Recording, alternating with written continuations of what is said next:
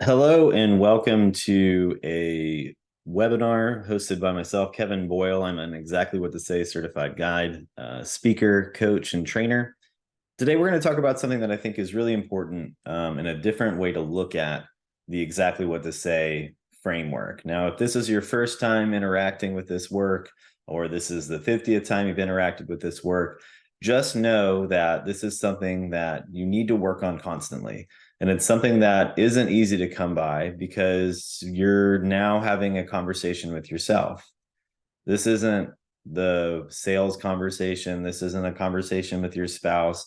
This is the hardest conversation you could possibly have, the most difficult dialogue and narrative, which is right up here.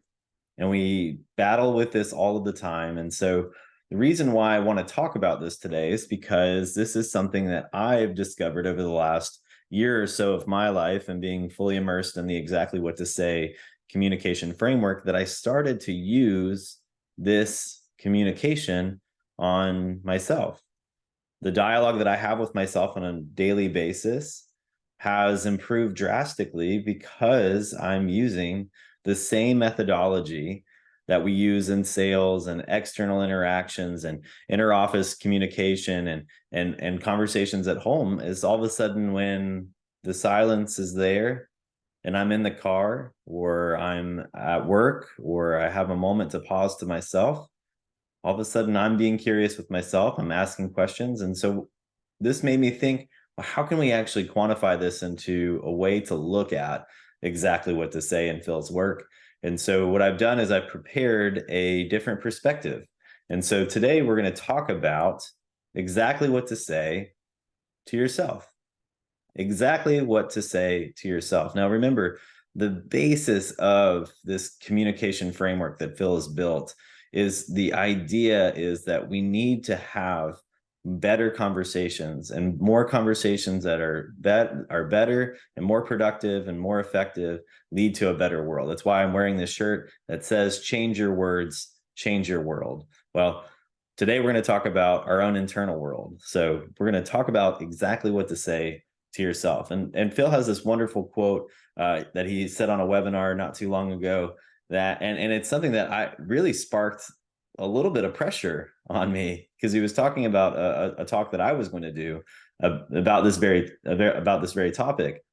But it made me really understand that the he is giving that kind of weight and the high stakes conversations, because he says the conversation with self is probably the most critical conversation that any one of us can have.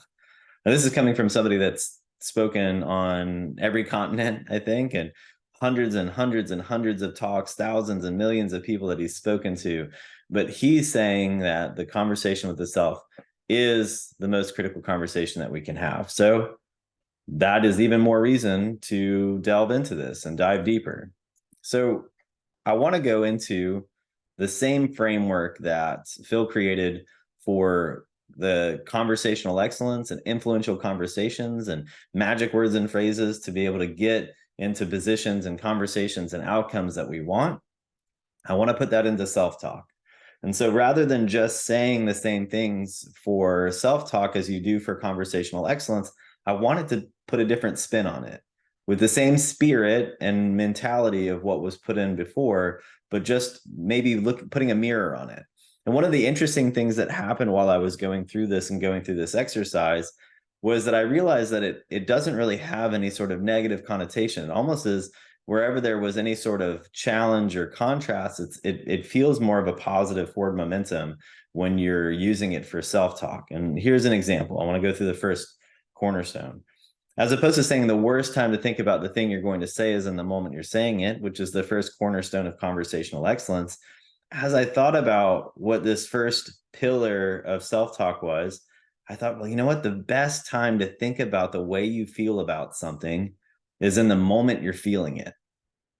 Let's say that again. The best time to think about the way you feel about something is in the moment you're feeling it. Too often we find ourselves in an interaction being blindsided by something, finding out bad news, finding out great news, but we don't know how to process the information in real time. The same way that we want to be better in conversation with others and add intentionality and to be able to think about how what we're saying and what's being said to us affects us, it's the same thing with self-talk. When we feel something, more often than not, we push it aside. The same way that we don't add intentionality to conversations that we know are happening on an ongoing basis, we're doing the same thing with us. We're not processing the information. And so what I'm asking you to do is add intentionality while it happens and after it happens, right? We can't understand exactly how we're going to feel about something until it happens, but know that putting it off and allowing it to fester, allowing for it to be swept under the rug, allowing for all that to happen, what ends up happening is a false dialogue, a fake narrative. We start adding in and little tidbits of like, oh, this is how they said it. This was the tone. This was the setting. This is how I reacted. This is what I said. And sometimes what we do is we create this whole other world, this whole other reality of what happened when it really wasn't what happened. This happens when I've coached a few people on this recently, and talking to them about conversations that they thought went wrong with someone that they have no problems with, that something was said or done, and then it went a couple days and they couldn't shake this feeling, and then they waited another week to even bring it up with me, and by the time that we had talked about it, something that really had no actual negative connotation to it became this festered reality of this false narrative of something that really didn't happen. And so that irrationality kind of bubbles to the surface and becomes this kind of self-talk, this self-feedback that we're giving ourselves. And so what I'm trying to challenge you to do is, as something happens, as you feel a certain way about something, really address it. Because if you think about it, the worst time to think about the way you feel about something is much later. If you start processing the information now, we'll get through some of the words and phrases that you can use for that. You can really start to craft a way to respond to it, to know how you feel about something. Well, maybe they're having a bad day. Maybe I'm having a bad day. Maybe what they said wasn't exactly what I thought they were trying to mean. And then that's when we can start asking questions and getting more answers from them. But we're not in a position of allowing ourselves to talk our way into a feedback loop about something that really maybe didn't happen or isn't exactly what happened. Now, the next cornerstone of self-talk is similar again to the conversational excellence, curiosity. A lot of the times we just talk at ourselves. We don't put ourselves in a position of actually being curious because we think we know all the answers. I mean, it's our brain, right? It's our mind. Why should I worry about asking myself a question? Well, my question to you is, when was the last time you had a really hard question that you asked yourself? When was the last time you were in a position of feeling something or going through something and you asked yourself the question, what makes you say that? You say, I hate my job. I hate this relationship. I hate how that went. I hate how this day is going. You think you have the answer, but you don't. You've just created this self-sabotaging narrative. But if you ask yourself the question, what makes you say that? All of a sudden, you actually think, what does make me feel, what is making me feel like I'm having a bad day or that I hate my job? And then pen to paper, start putting it out there, start thinking about what these answers are to these questions. Help me understand why I feel this way. It sounds a little crazy to say that to yourself, but when was the last time we actually tried to understand why we felt about something when it comes to either something that's said to us or something that we're saying to ourselves? And it's the same thing that Phil talks about all the time. The reason why we use the word fuel is because it takes a certain fuel for certain engines. If you put the wrong fuel in the wrong engine, then more likely than not, you're going to be beyond repair. It's not going to be something that you're going to be able to fix.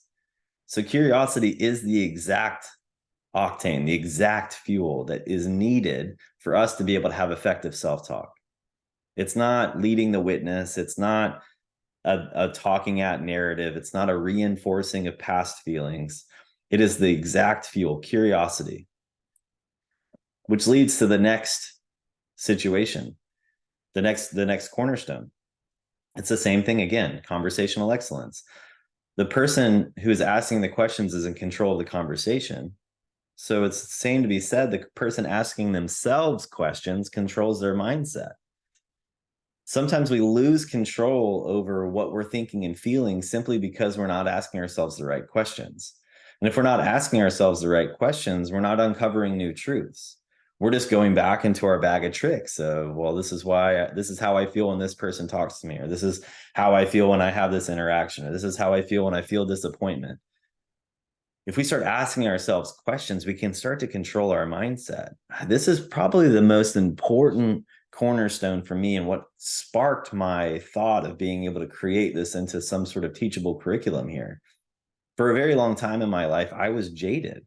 I did find optimism. I found pessimism. If you asked me to rattle off negatives in a scenario, I could boom, boom, boom, boom, boom. If you asked me to say, oh, what are some of the hopeful scenarios? I'd be like, I'd say a couple, but I'd qualify them. It's more not likely to happen. That's not the way to live your life. And the reason why I know it's not the way to live your life, because man, I've had this burden off of my back of not feeling this jaded mentality. I find optimism more than pessimism. I can rattle off positives. It's hard for me to rattle off negatives. And I'm not saying that that's sustainable all the time. I'm a human, right? This is a work in progress. I'm a guide. I'm not a sensei. I'm not a master. This is something that you constantly work on. But I can tell you with full confidence and unequivocally that more often than not, I find the positive than the negative because I control my mindset. I ask myself questions to make sure that I stay focused and centered on what it is that I feel in that exact moment, what it is that I'm processing as information while things are happening to me. Because if I allow myself to be talked at with my mind, with that subconscious, then I have no control. It's just the same script being said over and over and over again. It's just like, you always do this. You never finish a project. You can never get that sales goal.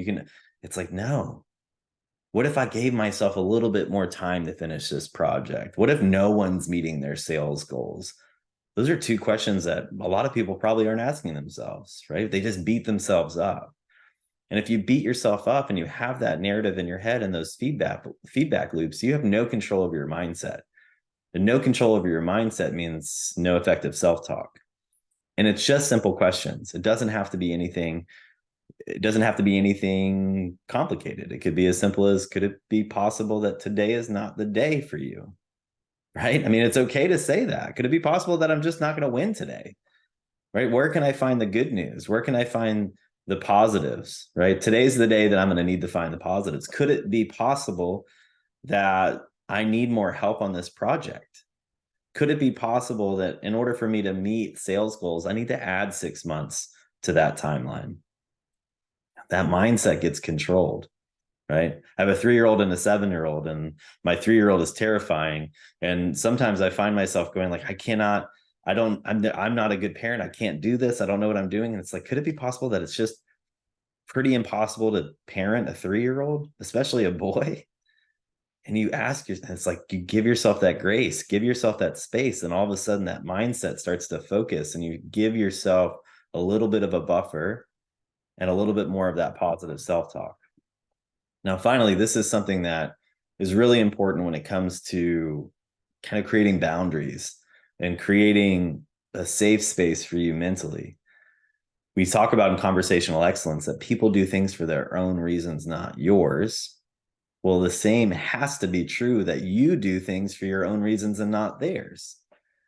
If we're going to tell people in sales and in conversation and interactions that we're not here to project why someone does what they do, but I can tell you in the same breath that you can't be told any different of why you're doing what you're doing, right? It makes sense. You do things for your own reasons and not theirs.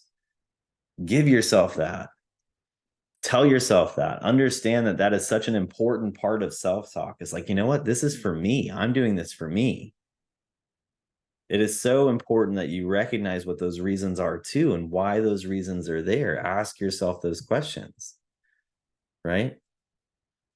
If you don't recognize the fact that your motivation is solely your motivation and it should not be affected by others, then you're going to be put in a place of imposter syndrome. You're going to be put in a place of undue self-pressure, outside influence.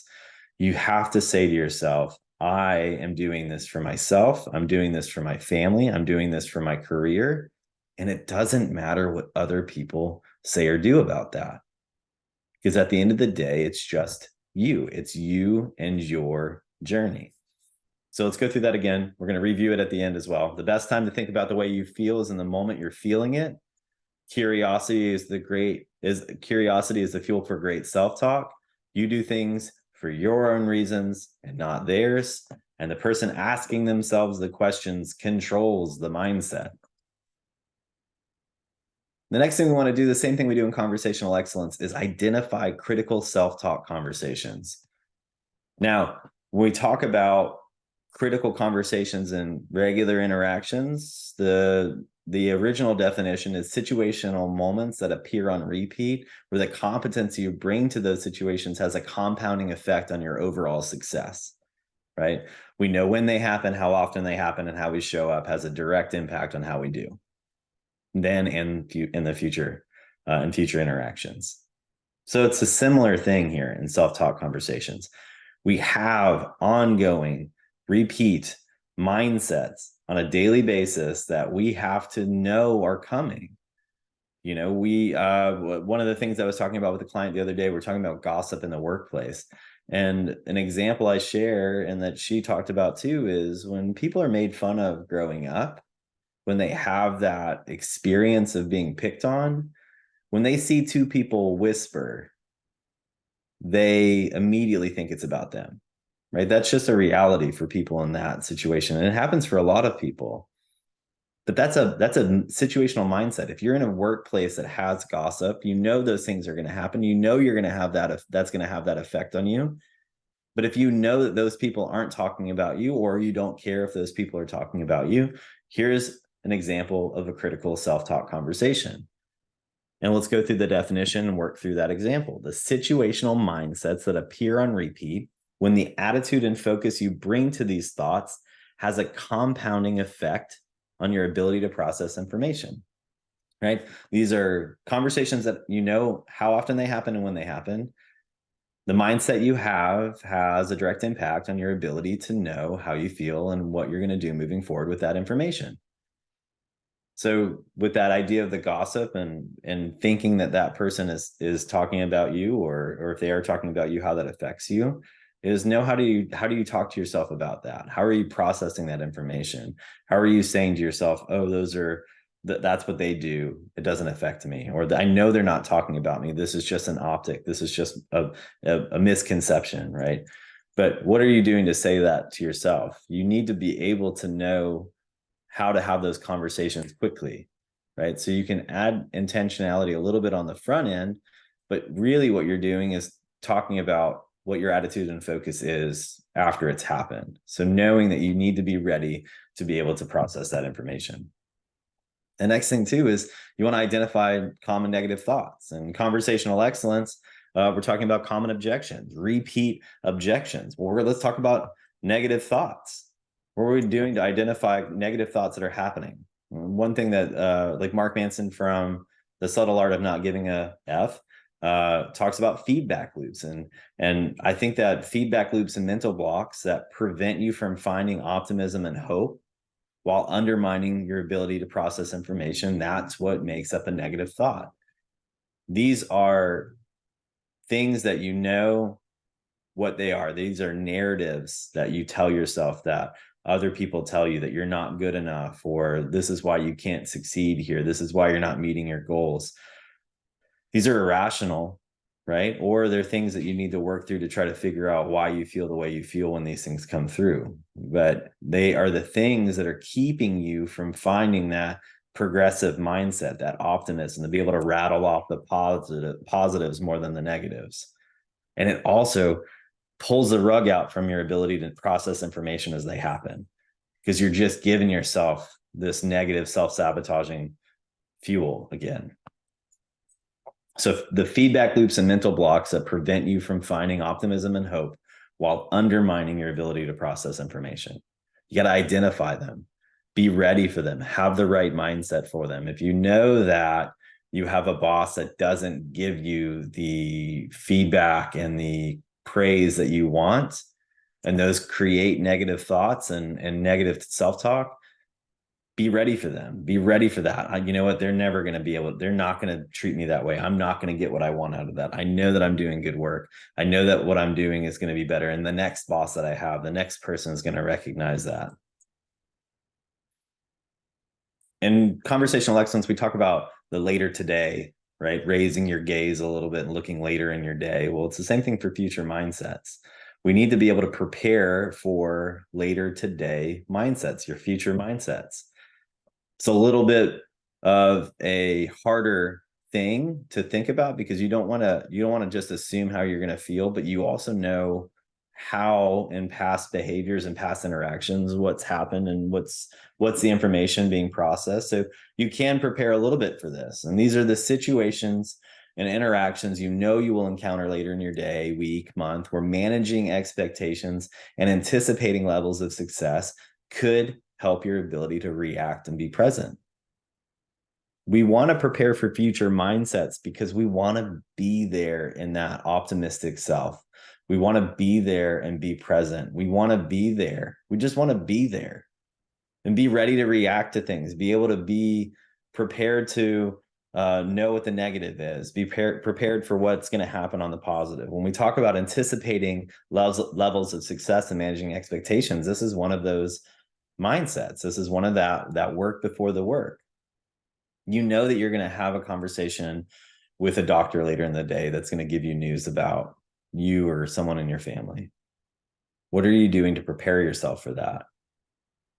You know, and it's you can be ready for the conversation externally, but you also need to be ready for how you're going to be present and anticipating your levels of success and managing those expectations. You need to be ready internally as well, because the external can happen all the time. Like we can be really good at rattling off magic words and phrases and asking questions and stuff like that. But then when the volume goes down and we're quiet and we're by ourselves in the car, it's how are we processing it? How are we getting ready for it? And so this is how you prepare. This is how you know what's happening later in the day, week, or month, and start asking yourself, what are those levels of success? What are my expectations going into it? What are those self-talk critical conversations that I need to be prepared for? So that's my question to you. What is a critical self-talk conversation that you need to work on? What is something that you are going through on a regular basis, whether it's with work or your personal life, that you need to be better at talking to yourself about? This isn't easy, right? I had to work really, really hard on communicating better with others, so much so that it just like slowly came back to me, you know, and you can start to hear the song Man in the Mirror. But I had to ask myself, what's a critical self-talk conversation you need to work on? And I'll tell you, my critical self-talk conversation was about my success in my work. For a long time, I mean, I'm an entrepreneur. I've created everything I've had. I think I've maybe had 2 regular jobs. Everything else I've created. And so when I would run into situations about, you know, whether or not somebody thought I was worthy of working on something, or they should hire me as a consultant, or they should go with me on an event, or they should use me as a speaker or whatever, I had a chip on my shoulder. I'm like, you don't know what I've done to get here. I don't, you know, and it's like, it was just this jaded, pessimistic mentality of like, they don't know me, you know, I'm worth it. I'm worth it. And that's just not where I needed to be. So I stopped worrying about all of those things around me. I eliminated finish lines. I managed my expectations better. And it's because I had that conversation with myself, said, could it be possible that you are exactly where you need to be in your career, and other people will recognize your hard work if you just put your head down and do it?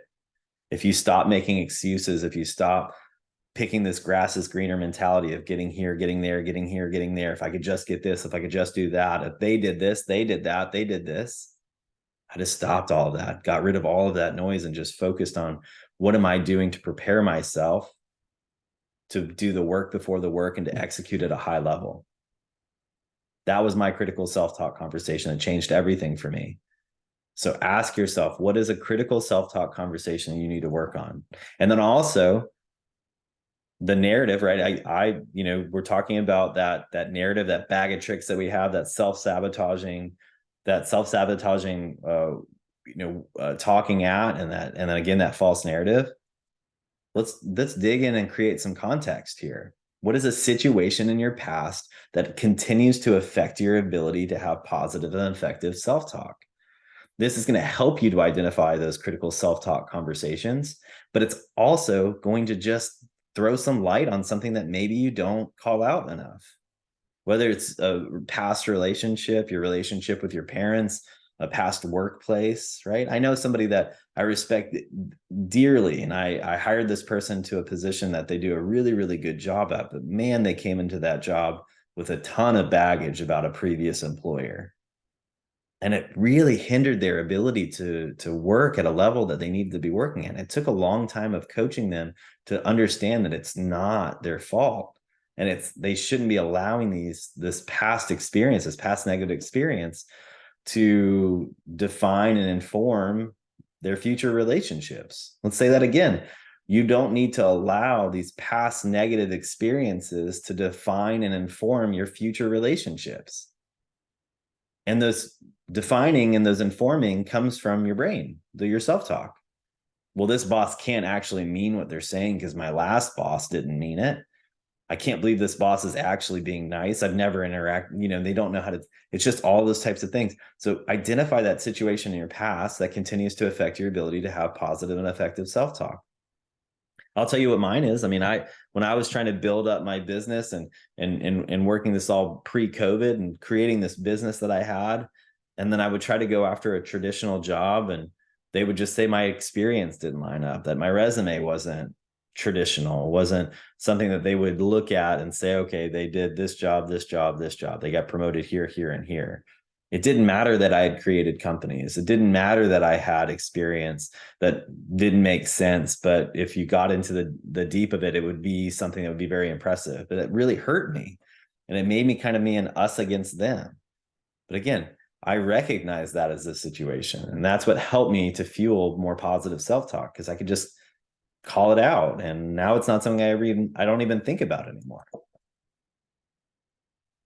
But one thing before we go, we're going to go through a couple of things. We're going to go through the critical ingredients for more effective and positive self-talk. This is the same, I call it the trust triangle for conversational excellence, and the critical ingredients for influential conversations.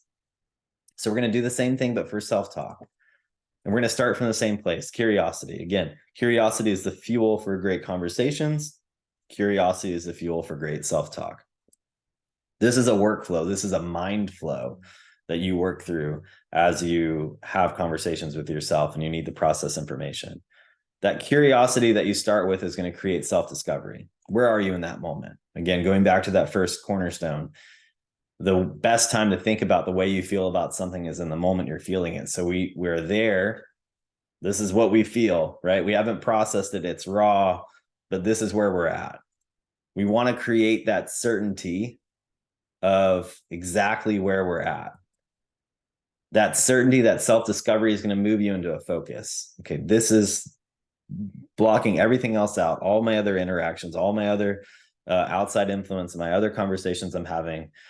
What is my focus? This is my focus. That focus leads to your levels of success. Where am I going with this? Is this am I in the worst case, the likely case, or the best case, the birthday scenario? Right? Those are the levels of success we need to be working on. We need to anticipate those levels of success. By using that focus and knowing exactly where we're at, now we know how to process the information, right? So follow me. Curiosity is leading to that certainty. We're trying to process the information, so we create focus on what we're doing to process the information. That focus is helping us to anticipate levels of success, the worst case, the more likely case, and the best case scenario. So we know what those are now. Now that we know what those levels of success are, we have a mindset. How are we moving forward with that? Now that we have this information that we've processed, that these are the things that could happen, Now we have our mindset. That mindset leads to balanced expectations. This is how I'm telling you that you're going to rattle off more positive than negative, because you're going to find how you can manage your levels of success even within the negative. So you're going to move more positive mindset. You're going to have more of that, of saying, okay, I know that it's not ideal, but this is still forward momentum. So you created those levels of success. You know what those are. You have the mindset. Now you can balance your expectations. You're not going to get blindsided. You're not going to say, you've got to be kidding me. You're not going to say, wait, what? Because you've started to anticipate it. You have that mindset. You're going to go into that job interview, that interaction with your spouse, that interaction with that doctor. You're going to do all of those things with the idea of like, well, here are all the ways that this can happen. This could go this way. This could go that way. This could go this way. So now that I'm there, I know how I'm going to process that information, because I've already thought about what those expectations are. And you're managing those expectations. The reason why I don't say they're managed expectation, just they're balanced. Just find where the good things that could happen, the bad things that could happen, and just knowing some of the context behind those expectations, how you would normally feel about something, how someone else would normally act, how the situation could normally go. But you need to balance those misaligned expectations are where you're rattling off more negative than positive, where you're turning a blind eye to something that you know could be a likely outcome. So again, curiosity leads to that self-discovery, that certainty and self-discovery brings you into that focus. Here's where I'm at. Now I'm here. What are my levels of success in this interaction, in this mindset, in this talk with myself? So now that you have that mindset, that's when you begin to balance your expectations. Now, I want to go through some of the magic words and phrases that I use for effective and positive self-talk. I'm not going to use examples for this. I want you to find your examples with these words. Just know that these are cherry-picked with words and phrases that I use on an ongoing basis. And if you start to just say these things to yourself without really any emotional tie to it, just start asking yourself these questions or saying these things to yourself, you're going to find yourself in a more robust and effective self-talk. How certain are you? When was the last time? Could it be possible? How would you feel if? Just imagine. The good news. What makes you say that? Help me understand. Before you make your mind up, would it help if? And my favorite, always my favorite, just out of curiosity. Let's go through them one more time. Go all the way back. How certain are you? I mean, hear yourself saying this rather from a mindset of, how would I say this to somebody else? How does it feel when you say it to yourself? How certain are you? When was the last time? Could it be possible? How would you feel if? Just imagine. The good news. What makes you say that? Help me understand. Before you make your mind up, would it help if? Just out of curiosity. Just go through the cornerstones one more time before we wrap up here. The best time to think about the way you feel about something is in the moment you're feeling it. Curiosity is the fuel for great self-talk. The person asking themselves questions controls their mindset. And remember, you do things for your own reasons and not theirs. Now, as we wrap up here, and thank you for taking the time to watch this, there's always a wonderful challenge that you can do. It doesn't matter when and where you start it. It just starts day one. As soon as you scan this QR code, sign up. The Critical Conversations 31-day challenge from Exactly What to Say. You're going to see a bunch of different people just like me, and a lot of different voices, a lot of different perspectives, coming up with examples of critical conversations and how to take them on.